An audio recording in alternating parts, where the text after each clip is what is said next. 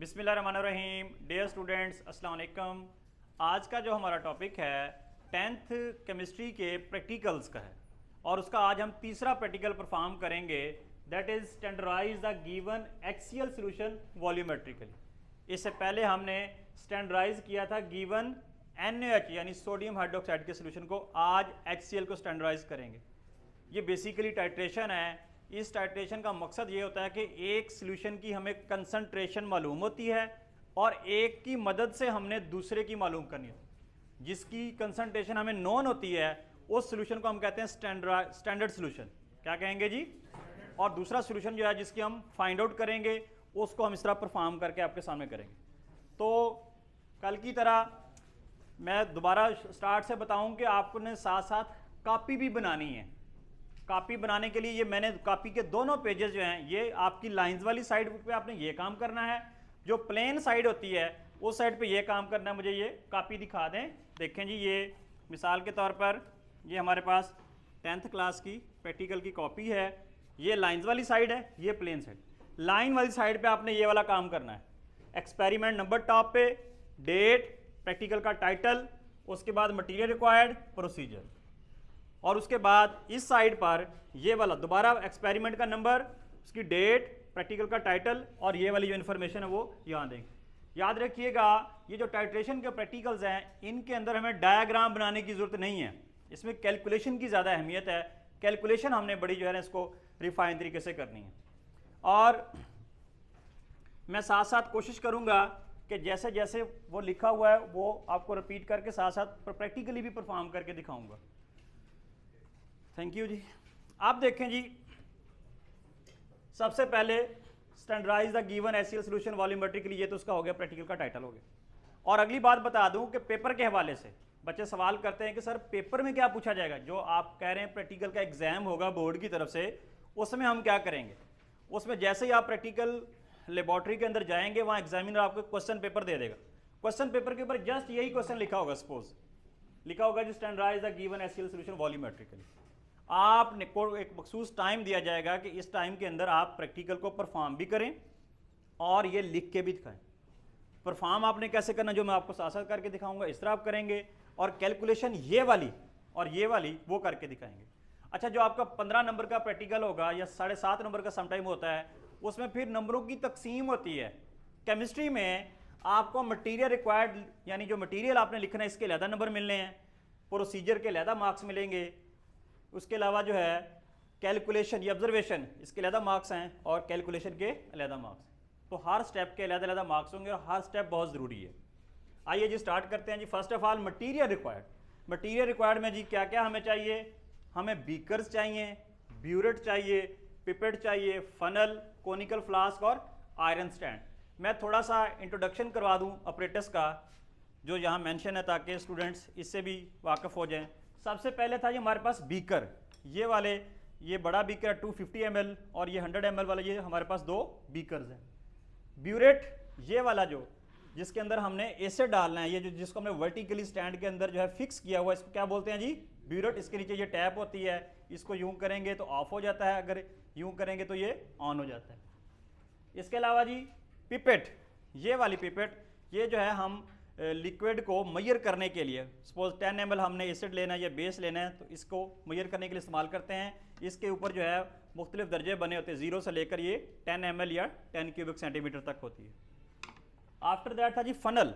इसको हम फनल कहते हैं। ये लिक्विड को एक जगह से दूसरी जगह ट्रांसफ़र करने के लिए ताकि वो नीचे ना गिरे, तो इसके ज़रिए हम ब्यूरेट के अंदर जो है एसिड फिल करते हैं, इसको बोलते हैं फनल। कोनिकल फ्लास्क, ये वाली फ्लास्क जो कि कोन शेप की है, इसको आमतौर पर टाइट्रेशन फ्लास्क भी कहते हैं, तो यहाँ हम इसका नाम कोनिकल फ्लास्क लिखा है। इसके बाद है जी आयरन स्टैंड। ये वाला जो स्टैंड आयरन का बना होता है जिसके ऊपर एक क्लम्प लगा होता है जिसके अंदर हम ब्यूरेट को फिक्स करते हैं, तो ये हमारा आयरन स्टैंड। ये तो था जी आपका इंट्रोडक्शन अबाउट द अपरेटस। अब केमिस्ट्री में मटीरियल रिक्वायर्ड में दो चीज़ें आती हैं।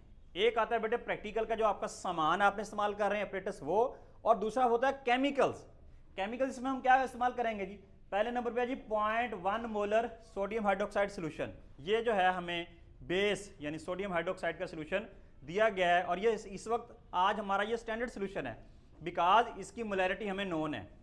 और दूसरे नंबर पर भी HCl सोल्यूशन।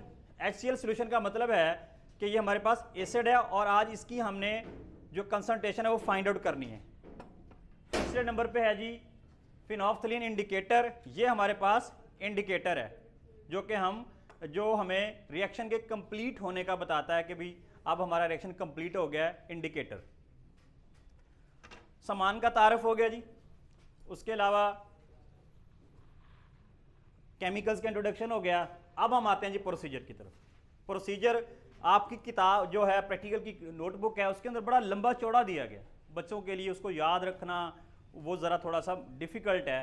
मैंने अपने तौर पर कोशिश की है इसको थोड़ा सा समराइज़ कर दूं और जर्नलाइज कर दूं, जो तमाम प्रैक्टिकल के जितने भी आपके टाइट्रेशन वाले हैं सब में एक ही तरह की आप स्टेटमेंट्स लिख सकते हैं, थोड़ी सी उसके अंदर वेरिएशन आएगी। ये वही जो आपने 10.2 के लिए लिखा था ऑलमोस्ट वही है। तो सबसे पहले जी पहला पॉइंट है जी rinse the apparatus with distilled water. Rinse का मतलब होता है वॉश करना, धुलाई करना। जितना भी हमारे पास अपरेटस दिया गया है उसको पहले हम वॉश करते हैं केमिस्ट्री में, इसलिए ताकि उसके अंदर पहले से कोई केमिकल ना लगा हुआ हो, कोई उसके अंदर कंटेमिनेशन ना हो, कोई डस्ट पार्टिकल्स ना हो, तो उसको डिस्टिल्ड वाटर के साथ अच्छी तरह वॉश कर लेना है। Add 10 cubic centimeter of sodium hydroxide solution in a conical flask with the pipette। Pipette की मदद से हमने 10 क्यूबिक सेंटीमीटर, ये देखें हमारे पास ये पिपेट है, इस पिपेट की मदद से हमने 10 क्यूबिक सेंटीमीटर बेस लेकर इस कोनिकल फ्लास्क में ऐड करना है जी। ये देखें अब हमने जो हमारे पास बेस था हमने वहाँ पढ़ा कि ऐड 10 क्यूबिक सेंटीमीटर बेस, यानी जो हमारे पास इस वक्त जो है सोल्यूशन दिया गया है उसको कोनिकल फ्लास्क में हमने शिफ्ट करना है। तो ये हमने कोनिकल फ्लास्क की मदद से इसके अंदर 10 ml या 10 क्यूबिक सेंटीमीटर फिल किया हुआ। मैंने ऊपर थंब रखा हुआ है, थंब से ये होता है कि सारा कंट्रोल आपके हाथ में। जैसे मैं अपना हाथ अंगूठे को थोड़ा सा लूज़ करूँगा तो लिक्विड जो है इसके अंदर अलाउ हो जाता है, आना शुरू हो जाता है। ये देखें ये आहिस्ता आहिस्ता जो है सोडियम हाइड्रोक्साइड का सोल्यूशन जो है वो कोनिकल फ्लास्क में शिफ्ट हो रहा है।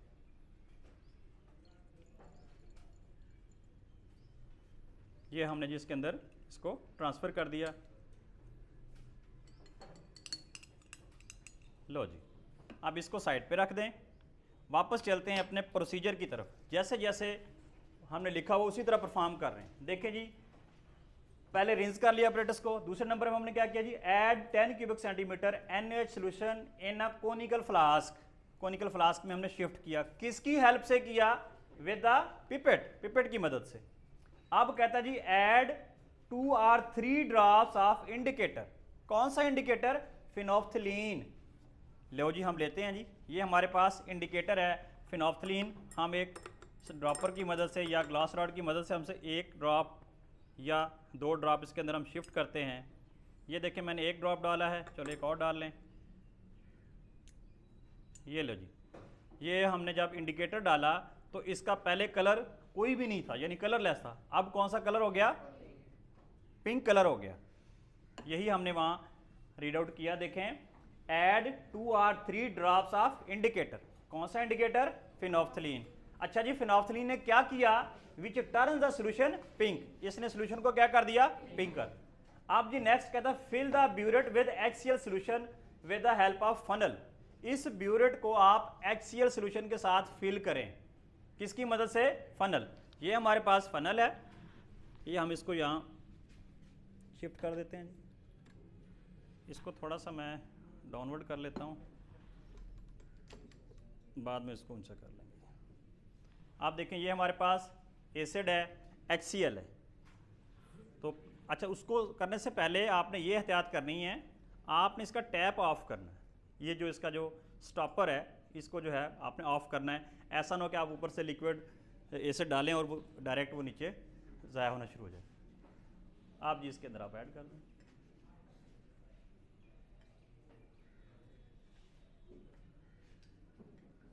ये 0 से लेकर 50 क्यूबिक सेंटीमीटर तक होता है, लेकिन अब हम देख रहे हैं कि इसके अंदर जो है 0 से भी कुछ ऊपर वैल्यू ज़्यादा आ गई, यानी 50 की बजाय यूँ समझ लें कि 55 degree centigrade, sorry 55 cubic centimetre या 55 मिलीलीटर इसके अंदर आ गया। वो अगला जो 5 है उसको हम कम भी कर सकते हैं। किस तरह, दोबारा आप वही जो एसिड आपका बचा हुआ उसी को आप नीचे रखें, आप यहाँ से टैप को ऑन करें,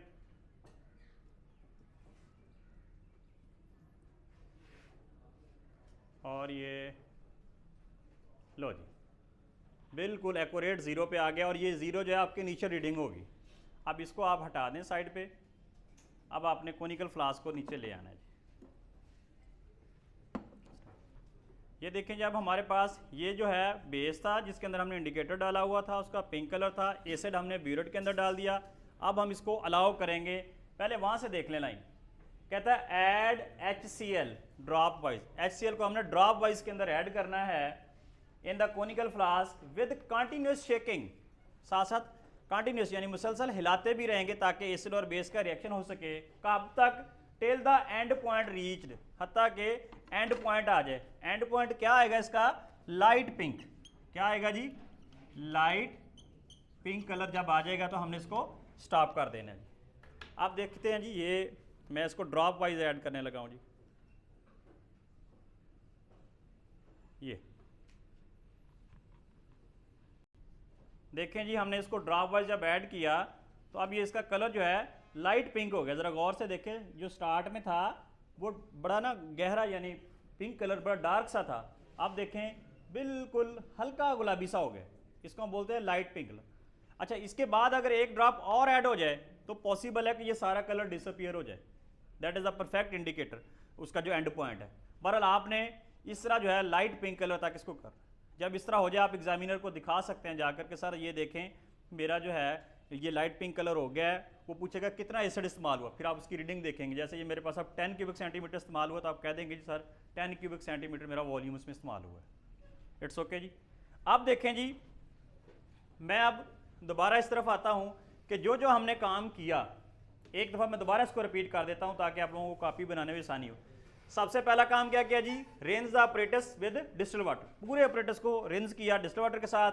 फिर हमने NaOH सोल्यूशन का 10 क्यूबिक सेंटीमीटर लेकर कोनिकल फ्लास्क में डाला, किसकी मदद से? पिपेट। तीसरे नंबर पे हमने 2 से 3 ड्रॉप्स जो है इंडिकेटर के यानी फिनोल्फथलीन के ऐड किए, उसने सोल्यूशन को क्या कर दिया? पिंक कर दी। चौथे नंबर पे ब्यूरेट को फिल किया HCl सोल्यूशन के साथ, किसकी मदद से? फनल की मदद से। और पांचवें नंबर पे हमने HCl को जो ब्यूरेट के अंदर डाला हुआ है ड्रॉप वाइज ऐड किया कोनिकल फ्लास्क में, साथ कंटिन्यूस शेकिंग की, उसको मुसलसल हिलाते रहे। कब तक? Till the end point reach, यानी लाइट पिंक कलर उसका हो गया। Note down the volume acid from the burette which is a final reading.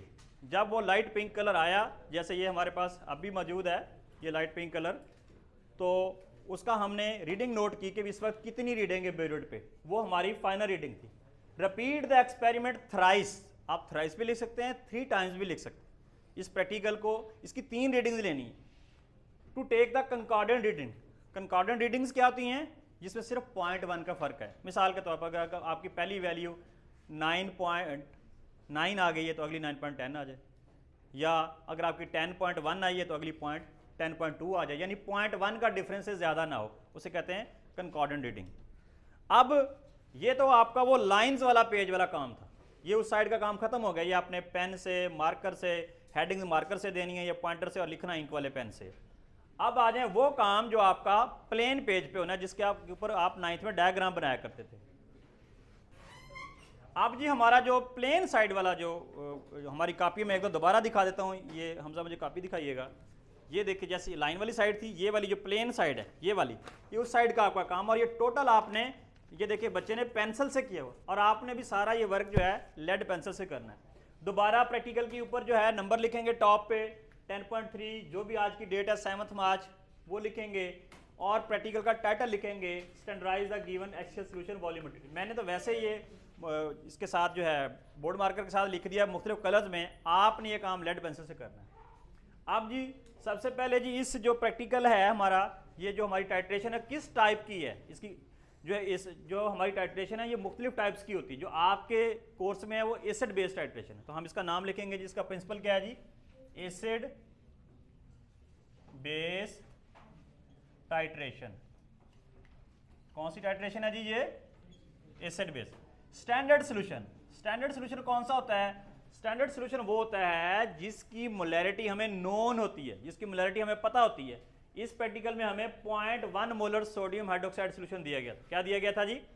तो हम यहां लिख देंगे जी 0.1 मोलर, कौन सा सोल्यूशन जी?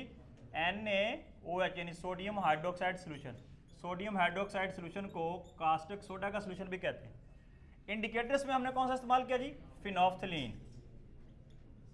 फिनोफ्थिलीन। एंड पॉइंट क्या आया जी? Light pink.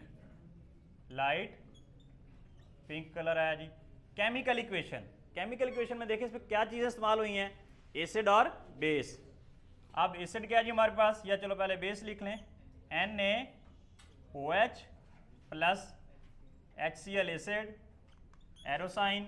अब इससे प्रोडक्ट क्या बनेगा? बड़ा ही आसान, देखें वेरी सिंपल, ये OH और ये H, इसको आप कंबाइन कर दे तो क्या बन जाता है? वाटर। आप यहाँ लिख दें जी H2O। अब बाकी क्या बचा? ये Na और ये Cl, इन दोनों को आप इकट्ठा करके लिख दें तो ये NaCl यानी सोडियम क्लोराइड बन गया, यानी साल्ट बन गया और वो वाटर। इसको बैलेंस करने की जरूरत नहीं है, ऑटो बैलेंस्ड है, रिएक्टेंट और प्रोडक्ट पर नंबर ऑफ मोल सेम है। हाँ एक और बात देख सकते हैं, यहाँ number of moles, sodium hydroxide का कुछ भी ना हो तो यहाँ 1 होता है, और HCl का भी कुछ भी ना हो तो यहाँ 1 होता है।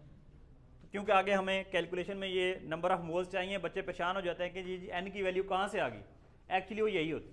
अगर आपने कोई केमिकल इक्वेशन बैलेंस की है, यहाँ 2 या 3 कोई और कोफिशिएंट आ रहा है तो वही वहाँ जाएगा।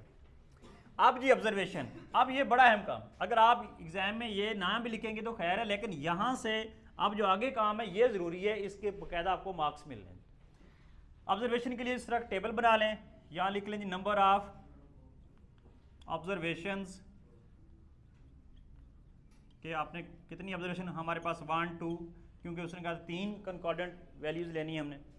यहाँ लेंगे जी इनिशियल रीडिंग, जो जब हमने प्रैक्टिकल स्टार्ट किया था ब्यूरेट की रीडिंग है। एक्चुअली ये वाला जो हम बॉक्स बना रहे हैं या जो टेबल बना रहे हैं ये ब्यूरेट की रीडिंग के बारे में।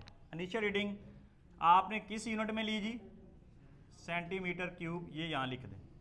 दूसरी रीडिंग जहाँ पर आपका लाइट पिंक कलर आ गया था उसको हम बोलते हैं फाइनल रीडिंग। क्या बोलेंगे जी? और इसका भी यूनिट क्या होगा जी? सेंटीमीटर क्यूब या क्यूबिक सेंटीमीटर। कितना वॉल्यूम यूज हुआ, हम यहाँ लिखेंगे जी वॉल्यूम यूज्ड, ये भी किस में लेंगे जी? सेंटीमीटर क्यूब में। अब देखें स्टार्ट में जब हमने किया था तो पहली वैल्यू थी 0 0 से हमने स्टार्ट किया था, और हमारा लाइट पिंक कलर किस पे आया? 10 पे। तो 10 में से 0 को माइनस करो, दोनों का डिफरेंस ले लो तो वो कितना आ जाएगा जी? 10 सेंटीमीटर क्यूब। दूसरी वैल्यू हमने 10 के बाद आगे स्टार्ट की, यानी ब्यूरेट जो है 10 तक पहली वैल्यू आ गई, वो रहने दिया। कोनिकल फ्लास्क में दोबारा 10 ml और लिया, सोडियम हाइड्रोक्साइड इंडिकेटर और डाला, दूसरा प्रैक्टिकल परफॉर्म करने लग गए। प्रैक्टिकल वही रहेगा यानी दूसरी रीडिंग, लेकिन ब्यूरेट का वही वॉल्यूम सेम रहेगा। वो 10 से आगे फिर दोबारा टैप ऑन करेंगे, 10 से आगे शुरू हो जाएगा। तो ये 10 से गया, सपोज हम कहते हैं जी 20 तक गया, तो 20 में से 10 को माइनस करें तो 10 क्यूबिक सेंटीमीटर ही आया। तीसरी रीडिंग जो है हमने 20 से स्टार्ट की, वो 30 तक चलेगी सपोज, तो इसका भी डिफरेंस कितना आ गया जी? 10 आ गया। अब हमने देखना है कि जी वॉल्यूम ऑफ एसिड कितना इस्तेमाल हुआ। ये हमारे पास 3 वैल्यूज आ गई, इसका एवरेज ले लें, मीन ले लें। यानी पहली वैल्यू क्या थी जी? 10 प्लस दूसरी भी 10 प्लस तीसरी भी 10, और 3 पे ही डिवाइड कर दें, ये आ गया जी 30/3 आएगा, क्योंकि 3 वैल्यूज़ है ना हमारी। तो ये आ गया जी 10 सेंटीमीटर क्यूब। ये आपका वॉल्यूम आ गया जी जो इस्तेमाल हुआ है एसिड का। ठीक हो गया जी। अब आगे जो है कैलकुलेशन है। कैलकुलेशन से पहले ये वैसे ज़रूरी नहीं है, असल चीज़ ये है जो मैं यहाँ कैलकुलेशन करूँगा, लेकिन आपको पता तो होना चाहिए कि वहाँ जो हम फार्मूला लगाएंगे, सपोज हमारे पास फार्मूला है एसिड का ये और बेस का जो मोलैरिटी वाला, M1V1/N1 = M2V2/N2। लेकिन अब हमें ये पता तो होना चाहिए M1 V1 N1 क्या चीज़ें हैं जी। ज़रा देखिएगा जी, M1 जो है हमारी मोलैरिटी ऑफ एसिड है, मोलैरिटी ऑफ एसिड। अब मोलैरिटी ऑफ एसिड इसमें क्या दी गई है, वो तो भाई हमने फाइंड आउट करनी थी, वो हमने क्या करनी है? फाइंड आउट करनी है। आप यहाँ इसका क्वेश्चन मार्क लगा दें। Volume of acid used, acid का वॉल्यूम जो इस्तेमाल हुआ है वो V1 है। कौन सा? ये वाला जो बॉक्स था, ये वाला जो टेबल था, वो एसिड का वॉल्यूम था। एक्चुअली कितना आई थी वैल्यू हमारे पास? 10। तो हम कह देंगे जी जो V1 है वो कितना आ गया जी? 10 centimetre cube. Number of moles of acid, acid क्या है इसमें HCl, उसके नंबर ऑफ मोल से मुराद जो उसका बैलेंस करने के लिए साथ कोफिशिएंट लगाया जाता है, जो काउंटिंग वाला नंबर 1 2 3 4 जो है आपका रियल नंबर, वो एक्चुअली यहाँ नंबर ऑफ मोल कहलाता है केमिस्ट्री में। तो वो कितना है जी 1, हम यहाँ लिख देंगे जी N1 की वैल्यू कितनी है जी 1। अब मोलैरिटी ऑफ बेस, जो बेस था जो कोनिकल फ्लास्क के अंदर आपने डाला था उसकी मोलैरिटी क्या है, क्योंकि ये स्टैंडर्ड सोल्यूशन था उसकी मोलैरिटी दी गई है, तो हम कहेंगे ये हमारा M1 हमने यूज कर लिया, अब इसका नाम M2 रख लें, 0.1 molar. Volume of base, volume का बेस कितना था आपको याद होगा, हमने कोनिकल फ्लास्क में जो पिपेट की मदद से 10 सेंटीमीटर क्यूब लिया था वो वॉल्यूम ऑफ बेस था, उसका नाम आप V2 रख दें और वो 10 सेंटीमीटर क्यूब आ गया जी। अब number of moles of base, के बेस के नंबर ऑफ मोल्स कौन से हैं, बेस NaOH है, उसके साथ कोफिशिएंट देखें क्या है, वो जो बैलेंस करने के लिए लगाया गया था। जैसे मैथमेटिक्स में कुछ भी ना तो हम 1 समझते हैं, यहाँ केमिस्ट्री में भी उसकी वैल्यू हम 1 ले लेंगे, तो ये हम जो है N2 जो है वो हम कितना रख देंगे जी 1। अब ये आपके पास जो ये एक फार्मूला ही लगना है, जो मैथमेटिकल फार्मूला, उसके अंदर जो जो वैल्यू यूज़ होनी है उसका सबका डाटा आ गया हमारे पास। अब हमने इसको जो है इसके अंदर सिर्फ वैल्यूज़ आप पुट कर दें, देखते हैं जी M1 क्या था, ये तो फाइंड आउट करना है, इसको वैसे लिख दें। V1 कितना था 10 multiply by 10 over N1, N1 क्या था ये वाला यानी 1 is equal to M2, M2 कितना है जी मोलैरिटी ऑफ बेस 0.1, V2 कितना था वॉल्यूम ऑफ बेस वो भी 10 था। अच्छा N2 number of moles of base वो कितना था 1 था, तो आप 1 लगा दें। अब देखें जी 1 नीचे है, अगर डिनोमिनेटर में 1 हो तो उसकी कोई वैल्यू नहीं होती, वो वैल्यू वैसे की वैसी आ जाएगी। मैं दोबारा लिख देता हूँ कि M1 multiply by 10 is equal to 0.1 multiply by 10। अब हमें M1 चाहिए, क्या चाहिए, ये 10 इसके साथ मल्टीप्लाई हो रहा है, अगर ये इक्वेशन के दूसरी साइड पे जाएगा, जो फैक्टर इधर मल्टीप्लाई हो रहा होता है वो क्या हो जाएगा डिवाइड, तो हम लिख देंगे जी M1 is equal to 0.1 multiply by 10 over ये जो 10 मल्टीप्लाई हो रहा था इधर आकर डिवाइड हो गया, और 10 से 10 कैंसल आउट हो गया, हमारे पास वैल्यू बच गई जी 0.1। क्योंकि ये मोलैरिटी है तो इसको M इसका लगा देंगे हम यूनिट। अब देखें जो बड़ी मेन बात है, अक्सर बच्चे ये भूल जाते हैं, रिजल्ट लिखना होता है एंड में। क्या लिखना होता है जी रिजल्ट, तो रिजल्ट क्या आया जी, मैं यहाँ लिख लेता हूँ, मेरे पास थोड़ी सी जगह की कमी है। हम कहेंगे द मोलैरिटी ऑफ, चलो मैं इसको थोड़ा सा, द मोलैरिटी ऑफ किसकी फाइंड आउट किया आपने, एसिड की, मोलैरिटी ऑफ HCl सॉल्यूशन कितनी है जी इज 0.1 मोलर, साथ M जरूर लिख रहा है मोलर, यही वाला जो आपका आंसर आया है वो आपने यहाँ रिजल्ट की फॉर्म में लिख दिया। इस तरह आपका एक प्रैक्टिकल कंप्लीट हो जाएगा। थैंक यू, जज़ाकुमुल्लाह खैर वासन फिल जज़ा। किसी स्टूडेंट का कोई क्वेश्चन हो आज के प्रैक्टिकल के मुतालिक जी? सर जब हम प्रैक्टिकल कर लेंगे, हाँ जी, जब वो रिजल्ट आ जाएगा सर, जब 2 दफा और करना है तो उसी के अंदर सॉल्यूशन अंदर करेंगे या फिर नया सॉल्यूशन तैयार करेंगे? हाँ जी, ये शहजाद मजीद का सवाल है कि जी आपने पहली वैल्यू तो आपने लाइट पिंक कलर आया था, आपने 0 से स्टार्ट की थी 10 तक आ गया था, तो ये जो अगली 2 वैल्यूज़ हैं उसके लिए क्या ब्यूरेट वाला सारा एसिड और ये सारा बेस चेंज करेंगे? नहीं, ब्यूरेट में जो एसिड है वो वही रहेगा, क्योंकि वो 10 इस्तेमाल किया, आपके पास 50 था टोटल, 10 इस्तेमाल हुआ, अभी 40 पड़ा है, लेकिन ये आपका इस्तेमाल हो चुका था, इसलिए आप इसको फिर चेंज करेंगे। इसको आप इस साइड पे भी दिखाएं थोड़ा सा सारे मियाँ, कि जो इसके अंदर जिसका लाइट पिंक कलर आ जाएगा आप इसको वेस्ट कर देंगे, इस कोनिकल फ्लास्क को दोबारा वॉश करेंगे, रिंस करेंगे डिस्टिल वाटर के साथ, दोबारा नया 10 क्यूबिक सेंटीमीटर जो है उसके अंदर बेस लेंगे, उसके अंदर फिर 2 ड्रॉप आप इंडिकेटर के डालेंगे, फिर आपकी जो वैल्यू 10 क्यूबिक सेंटीमीटर आई हुई है ब्यूरेट पे, 10 से उसको रन करेंगे, वो 20 पे आके लाइट पिंक हो जाएगा, वहाँ रोक देंगे, ये दूसरी रीडिंग आ जाएगी, 10 से स्टार्ट हुई 20 पे रुक गई, फ़र्क कितना आया। तीसरी वैल्यू के लिए फिर ये जो कोनिकल फ्लास्क वाला सोल्यूशन है इसको वेस्ट कर देंगे, वॉश करेंगे, दोबारा नया 10 क्यूबिक सेंटीमीटर तीसरी वैल्यू के लिए यानी बेस लेंगे, उसके अंदर इंडिकेटर के 2 ड्रॉप्स डालेंगे, फिर तीसरी वैल्यू लेंगे। क्योंकि हमारे पास ये तो 50 क्यूबिक सेंटीमीटर ऑलरेडी मौजूद है, ये सिर्फ 10 होता है, इसलिए इसको हम बार बार चेंज करते हैं। जी और कोई सवाल किसी बच्चे का? मिस्टर अब्दुल कादिर इधर जी।